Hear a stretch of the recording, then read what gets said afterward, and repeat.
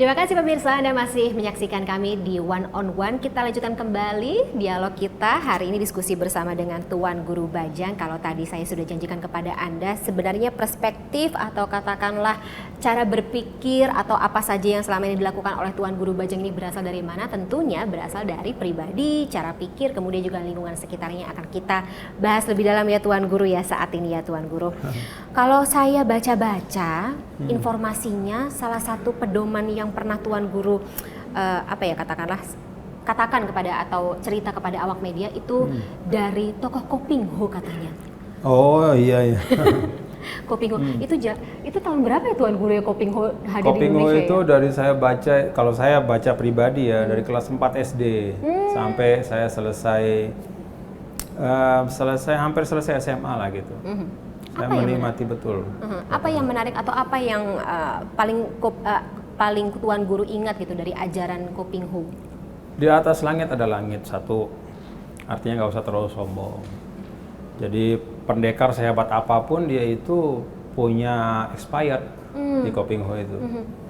Jadi jangan merasa bahwa Anda tidak bisa digantikan oleh orang lain gitu. Itu yang tadi Tuan Guru katakan. Itu yang itu satu. Di atas langit ada langit, dan itu kalau di dalam Al-Quran kan juga ada gitu. Wa fawqa kulli dzi ilmin alim. Di atas orang berilmu ada yang berilmu lebih lagi. Satu. Yang kedua,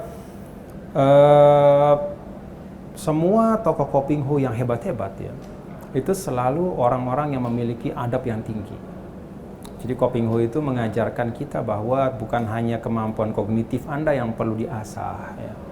Dalam konteks Koping Ho itu tentu jurus silat ya, bukan hanya banyak jurus silat yang Anda kuasai itu yang menentukan hebatnya Anda, tapi mengelola emosi dan mengontrol diri dengan baik. Nah, jadi kecerdasan emosional itu sangat penting ya. Di dalam lanskap Koping Ho itu semua pemimpin itu, semua jagoan itu kayak begitu. Bahkan ada jagoan yang sangat hebat, tapi once dia lupa mengontrol diri, hancur lebur semuanya.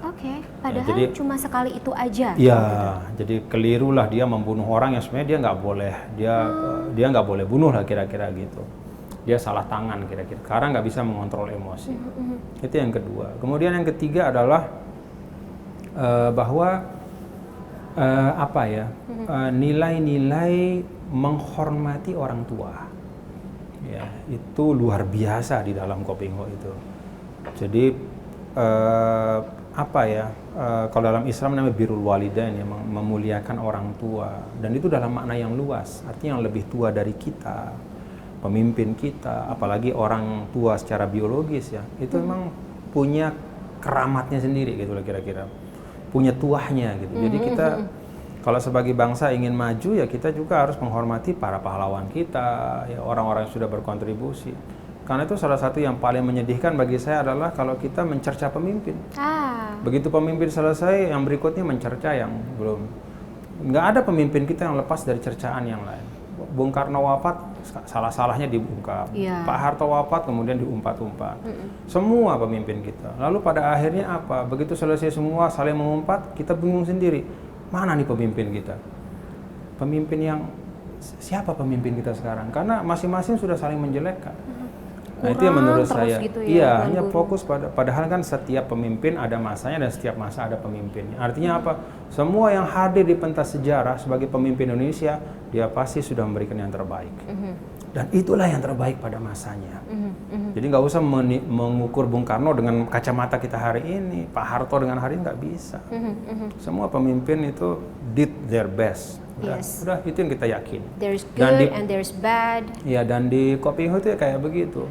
Jadi betul-betul menghormati generasi yang sudah berkontribusi untuk kemajuan bersama. Itu menurut saya hal-hal yang bisa saya ambil. Dan terakhir, di Koping Ho itu sangat kuat ya, apresiasi terhadap kearifan budaya yang tumbuh di tengah masyarakat. Kadang kita di Indonesia mengeluh-elukan satu budaya yang dari luar. Padahal di kita itu banyak sekali budaya-budaya yang kalau kita mengerti, kita akan belajar dari itu gitu. Jadi kadang-kadang kita kita tidak bisa mengapresiasi diri kita sendiri, sehingga orang lain pun tidak bisa mengapresiasi kita. Betul. Ini menurut saya mengapresiasi diri sendiri, mengapresiasi diri kita sebagai bangsa adalah salah satu jalan kemajuan untuk kita semua. Saya jadi penasaran mengenai Kopingho karena saya pribadi belum baca Tuan Guru, tapi Harus setelah baca episode itu, ini saya harus akan baca Kopingho. Tapi kalau bicara mengenai Kopingho sendiri, apakah Tuan Guru juga belajar silat? Oh enggak. Gara-gara Kopingho? Pernah waktu Enggak ya? dulu di pesantren, tapi cuman gitu-gitu aja. Yang penting cara mengontrol emosi tersebut selalu jadi pedoman setiap harinya Tuan Guru ya tadi.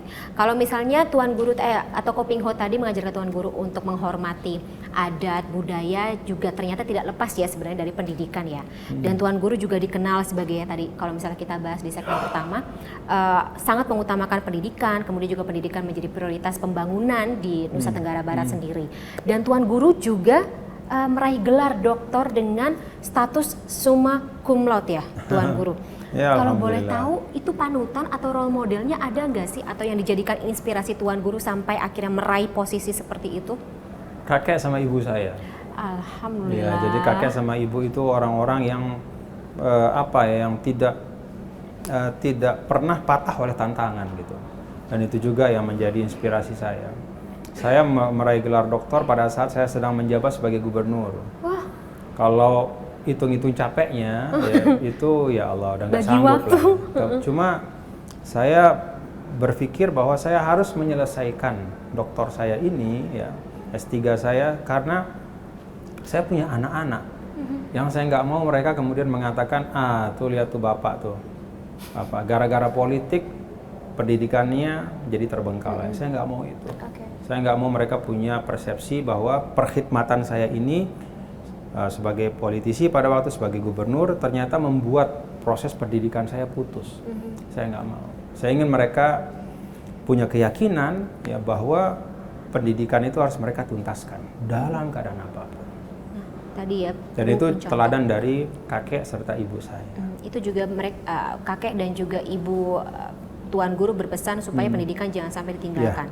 Apakah itu juga pesan yang Tuan Guru berikan kepada putra-putri Tuan Guru? Iya, tentu saja. Dan mudah-mudahan semua ya anak-anak kita ya terbaik insya Allah. Makna keluarga bagi Tuan Guru gitu, anak-anak, kemudian juga secara keluarga, seperti apa sih Tuan Guru, terutama untuk karir dan juga pencapaian? Keluarga itu tempat pulang, ya, itu saja. Rumah.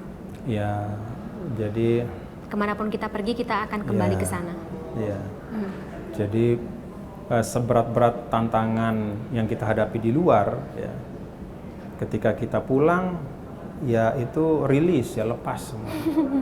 Dan itu seperti tempat kita mencharge kembali baterai. Ya, untuk energi kita berkhidmat. Ya. Jadi tempat yang sangat penting. Ya. Bagi waktunya bagaimana Tuan Guru? Teknologi dan perkembangan dunia memudahkan kita untuk melaksanakan multitasking. Sehingga walaupun dari rumah kita bisa mengerjakan pekerjaan-pekerjaan yang dulu harus keluar rumah. Sehingga dengan demikian bisa lebih efisien dan lebih efektif mengatur waktu dengan keluarga. Kalau untuk waktu diri sendiri Tuan Guru, hobi-hobi ada nggak sih hobi-hobi dengar yang terlupakan? musik, biasa dengar musik. Kalau pengen sendiri dengar musik ya pakai earphone. Musik apa Tuan Guru? Macam-macam ya. Saya suka pop. Ya kadang-kadang slow rock gitu. Cuman dengar saja. 80 slow rock masih? Iya. Ya.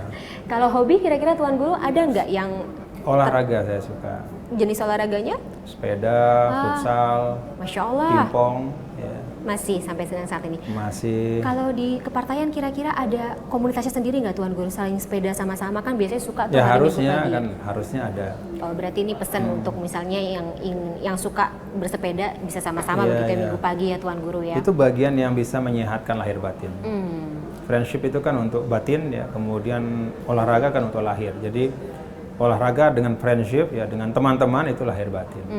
Apalagi kalau misalnya bisa sejalan semuanya, mensana in corpore sano, di dalam jiwa yang sehat atau di dalam raga yang sehat terdapat jiwa yang sehat ya Tuan Guru ya.